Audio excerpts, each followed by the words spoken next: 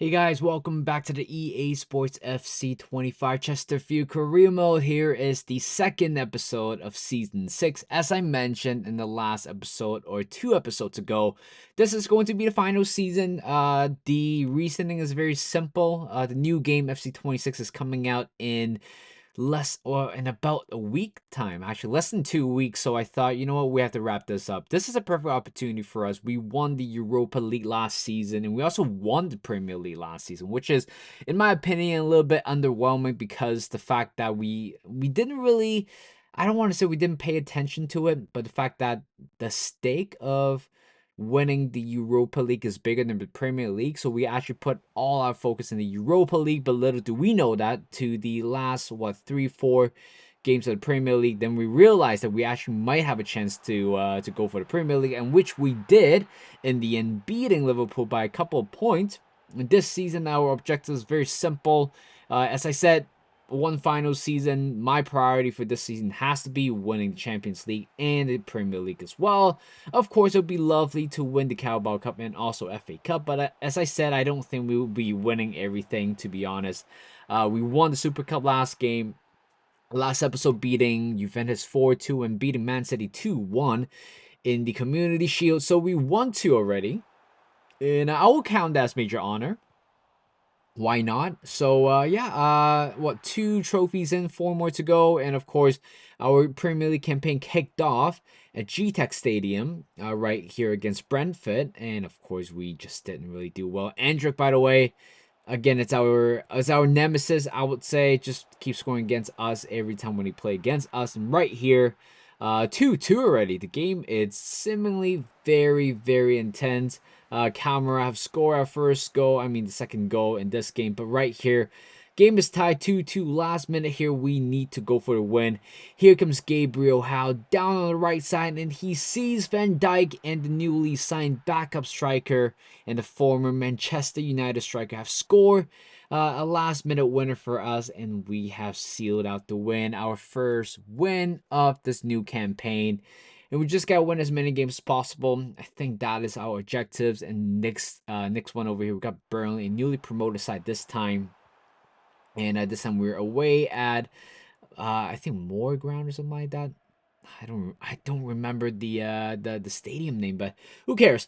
Right here against Burnley away, 25 minutes in. Here comes Lundstrom down on the left side. He has I remember if you guys watched my series a long time ago, I always complain at one point we might be replacing Lundstrom simply because he is not quick enough. But right there with that assist, he literally went all the way through by himself and sweats that one in by Williamson. And right now we're taking 1-0 lead, but that little run right there diagonally by Hayes was brilliant with his weaker foot. I believe his weaker foot right now is 5 stars, so he's able to pull off finishes like that.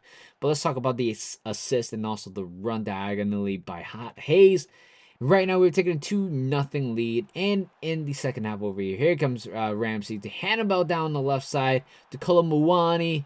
Good sales. Hannibal, the former Manchester United man, have scored for Burnley, and the game's getting a little bit more interesting. By the way, Hannibal over the weekend against Liverpool, not quite sure what he was doing. As an Arsenal fan, you just got to be really mad at Hannibal for just staking his freaking elbow up like that, allowing the penalty to be taken by Salah to win the game 1-1, to win the game 1-0. Right there, Kolomuani have scored. Funny enough, he is playing for Burnley. You will never see a player like them play for Burnley. But right here again, oh my lord, it's Neil Van Dijk. I think that's how you pronounce his name. He have scored back-to-back winners for us. What is going on? You know what? Defensively, I don't really care about too much anymore. I was aiming for more. I was aiming for more clean sheets, but based on first 2 games, I don't think it's gonna happen. Yes, I've upgraded our whole defense, but still, everything still looks the same to us. So I think our objectives for this season, let's try to care less about a clean sheet and focus on getting the win. And for the last 10 hours of the transfer window, I've gone for Yohan Bonney. He had a great season for Leeds United a couple of seasons ago, scoring a couple of goals against us.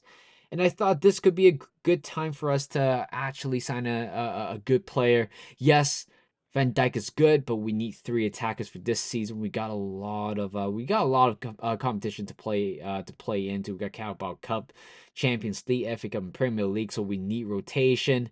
And Johan Bonney has signed we signed for Chesterfield for £45 million and a few more outgoings as well, including Daiki Hashioka, a player that I barely use. Probably, I will say he has been with the club for 10 or 3 seasons, maybe play less than 10 games. I barely use him. He is simply our kind of like a backup option, I would say. Not backup, like backup to the backup.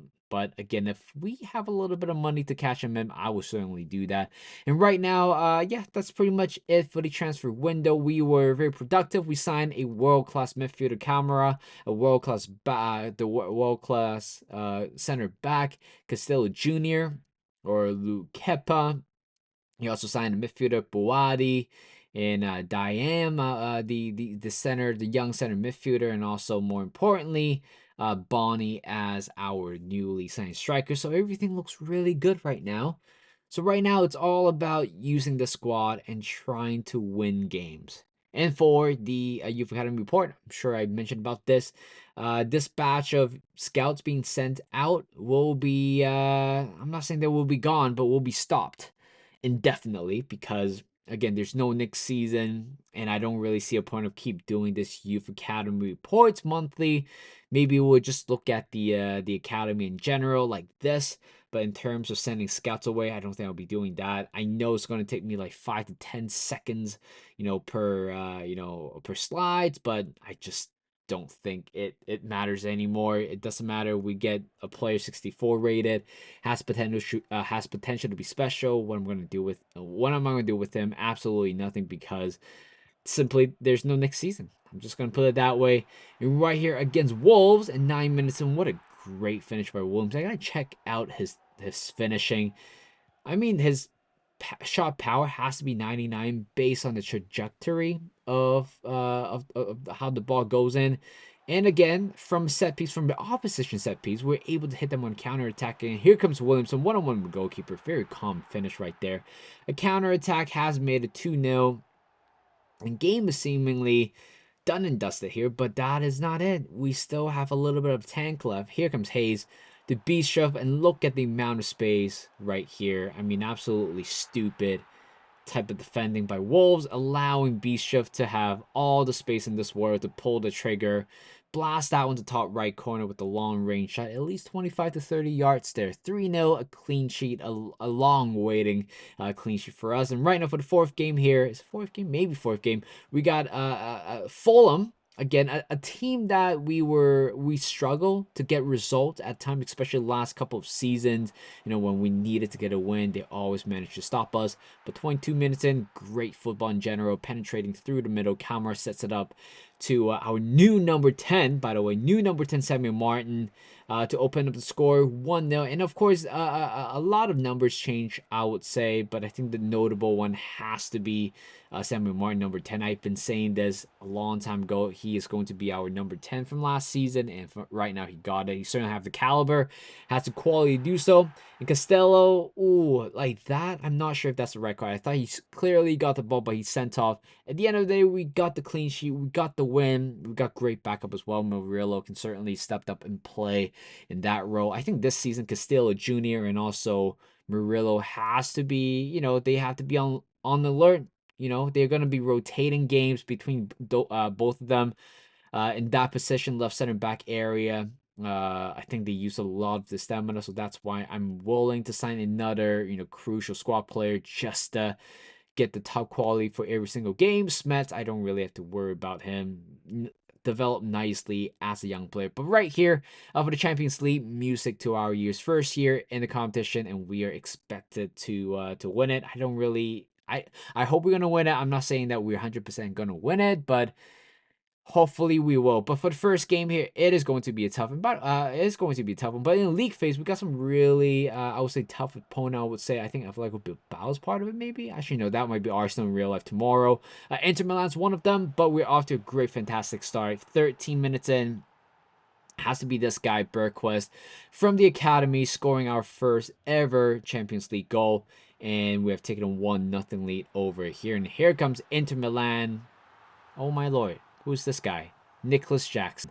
Everywhere we go, we always play against Nicholas Jackson, and he always scored. It doesn't matter what team we played against. He is going to be scoring against us every single time. But Burquez makes it 2-1. Great finish. And oh my god, that is going to be it for the first game of the season. And I think that's a little bit of a mistake there. Nicholas Jackson did not score 2 goals. We scored 2 goals, and we secure our first ever Champions League win. Off to a great start again. I think we could be one of the favorites, but I'm not saying that we're 100% going to win it. Back to the league here with Chelsea at home. Great finish by, I think, is it Cole Palmer, that one? That's a great finish right there with this week of, I think that's Burkhardt, the former Valencia player. And here comes Burkhardt again, 2-0. I mean, Nicholas Jackson is no longer in the team. I think there is new Nicholas Jackson in town. That is going to be Burkhardt, the replacement for Nicholas Jackson, whom, if I remember correctly, he was released. No, he was released. So the contract coming to an end, and Inter Milan snatched him up. Maybe I should have done that earlier, or maybe last season to see whether if there's like good players out there. And in the end, we lost to Chelsea 3-0. Connor Bradley picked up a 4 weeks injury, sprained knee injury. But we have 2 very promising right back waiting for us to be used. So I'm not too worried about the depth at the moment. But that is it. Thank you guys for watching. Hope you guys enjoyed this video. Like this video, subscribe to my channel, and I'll see you guys in a bit.